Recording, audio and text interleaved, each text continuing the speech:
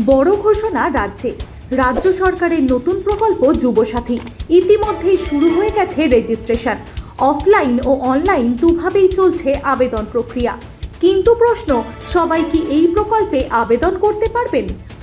চলুন জেনে নেওয়া যাক কারা এই স্কিম থেকে বাদ পড়বেন। 21 বছরের কম বা 40 বছরের বেশি হলে মিলবে না সুবিধা। ন্যূনতম শিক্ষাগত যোগ্যতা মাধ্যমিক পাস, তার কম হলে আবেদন গ্রহণযোগ্য নয়। যারা সরকারি বা বেসরকারি চাকরিতে কর্মরত কিংবা নিজস্ব ব্যবসা রয়েছে তারাও এই প্রকল্পের আওতায় পড়বেন না। আগে থেকেই যদি রাজ্য বা কেন্দ্রের অন্য কোনো আর্থিক সাহায্য প্রকল্পের সুবিধা নিয়ে থাকেন তাহলে যুবসাথীতে নাম নথিভুক্ত করা যাবে না। এছাড়াও লক্ষ্মীর ভাণ্ডার বা কৃষক বন্ধুর উপভোক্তারাও এই তালিকার বাইরে থাকবেন। সবশেষে আবেদনকারীকে অবশ্যই পশ্চিমবঙ্গের স্থায়ী বাসিন্দা হতে হবে এবং সক্রিয় ব্যাংক অ্যাকাউন্টের সঙ্গে আধার লিঙ্ক থাকা বাধ্যতামূলক।